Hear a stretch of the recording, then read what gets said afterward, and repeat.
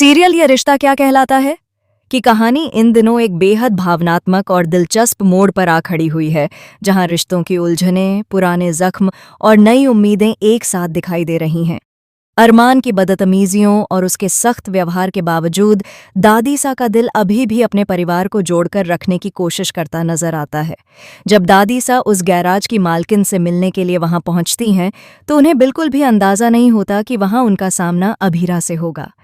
जैसे ही उनकी नज़र अभीरा पर पड़ती है, उनके चेहरे पर खुशी साफ झलक उठती है। कई सालों की दूरियां जैसे एक पल में मिट जाती हैं और वे बिना कुछ सोचे समझे अभीरा को गले से लगा लेती हैं। यह दृश्य वहां मौजूद हर शख्स को हैरान कर देता है। कावेरी पोदार के घर की बहू, जो कभी बड़े घर की शान हुआ करती थी, आज एक गैराज में गाड़ियां ठीक कर रही हैं। ये बात लोगों के लिए चौंकाने वाली जरूर है, लेकिन अभीरा के चेहरे पर किसी तरह का पछतावा नहीं दिखता। उसने जिंदगी के कठिन हालातों से लड़ना सीख लिया है। अपनी बेटी के भविष्य को सुरक्षित करने के लिए वह दिन रात मेहनत कर रही है। उसकी सबसे बड़ी चिंता अपनी बेटी का एडमिशन है, क्योंकि वह चाहती है कि उसकी बच्ची को वह हर सुविधा मिले जो शायद उसे खुद कभी नहीं मिली। उधर अरमान भी अपनी बेटी के एडमिशन को लेकर परेशान है। एक पिता होने के नाते वह अपनी बच्ची के लिए सबसे अच्छा स्कूल चाहता है, लेकिन किस्मत जैसे बार बार उसे अभीरा के सामने लाकर खड़ा कर देती है। दोनों एक दूसरे से दूर रहने की कोशिश करते हैं, मगर हालात उन्हें बार बार आमने सामने ले आते हैं। यही बात कहानी को और ज्यादा दिलचस्प बना देती है। एक दिन मुक्ति की शरारतों की वजह से अरमान की गाड़ी उसी गैराज में पहुंच जाती है जहां अभीरा काम करती है। अभीरा बिना यह सोचे कि गाड़ी किसकी है, पूरी ईमानदारी से उसे ठीक करती है। वह न सिर्फ गाड़ी की खराबी दूर करती है, बल्कि उसे अंदर बाहर से साफ भी कर देती है। उसी शाम एक शादी में लग्जरी गाड़ी की जरूरत होती है, लेकिन तय गाड़ी समय पर नहीं पहुंच पाती। मजबूरी में अभीरा अरमान की गाड़ी का इस्तेमाल कर लेती है, यह सोचकर कि सुबह होते ही वह गाड़ी वापस कर देगी। लेकिन किस्मत को शायद कुछ और ही मंजूर था। सरोरोल्लामेटी दिन गाड़ी समय पर डिलीवर नहीं हो पाती, क्योंकि उसमें कुछ नई तकनीकी दिक्कतें आ जाती हैं। अभीरा पूरी कोशिश करती है कि गाड़ी जल्दी से ठीक हो जाए, मगर काम उम्मीद से ज्यादा बढ़ जाता है। उधर अरमान का गुस्सा 7वें आसमान पर पहुंच जाता है। वह फोन पर अभीरा को खूब खरी खोटी सुनाता है और यहां तक कह देता है कि अगर उसे गैराज संभालना नहीं आता तो उसे बंद कर देना चाहिए। उसके शब्द अभीरा को चोट जरूर पहुंचाते हैं, लेकिन वह चुपचाप सब सुन लेती है। शायद अब वह इतनी मजबूत हो चुकी है कि अरमान की कड़वी बातों से टूटती नहीं।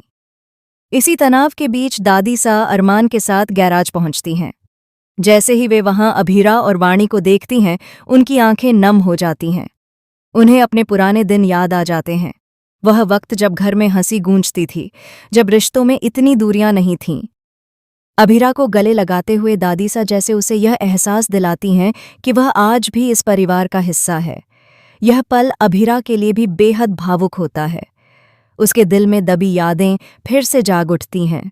दादीसा के साथ बिताए हुए हल्के फुल्के पल, घर की रौनक और वह अपनापन जो अब कहीं खो गया है।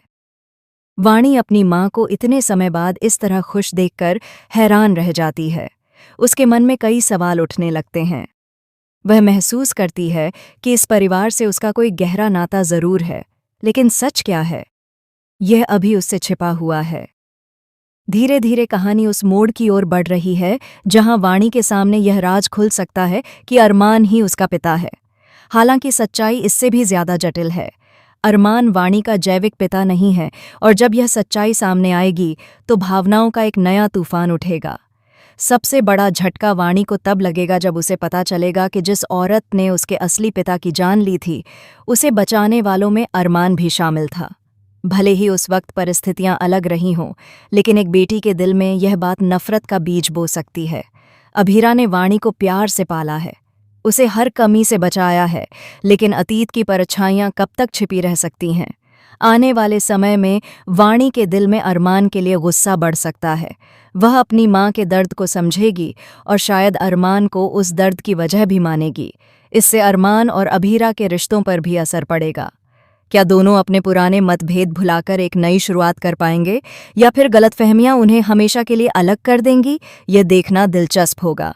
कहानी में एक नया मोड़ तब आएगा जब वाणी और मायरा एक ही स्कूल और एक ही हॉस्टल रूम में रहने लगेंगी। शुरुआत में दोनों के बीच टकराव होना तय है। दोनों का स्वभाव अलग है, पर दोनों ही मजबूत और आत्मसम्मानी हैं।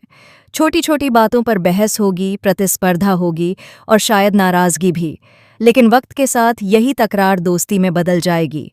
उनकी दोस्ती एक ऐसा पुल बन सकती है जो अभीरा और अरमान को फिर से करीब लाने का काम करे। दूसरी तरफ मनीषा और मनोज की जिंदगी पूरी तरह बदल चुकी है। अब उनके पास पैसा है, रुतबा है और उसी के साथ एक अलग तरह का घमंड भी नजर आने लगा है। मनीषा बार बार लोगों को अपनी अमीरी का एहसास कराती है, जैसे वह दुनिया को बताना चाहती हो कि उसने जिंदगी की दौड़ जीत ली है। लेकिन अक्सर दौलत रिश्तों की कमी को पूरा नहीं कर पाती। यह बात शायद उसे अभी समझ नहीं आई है।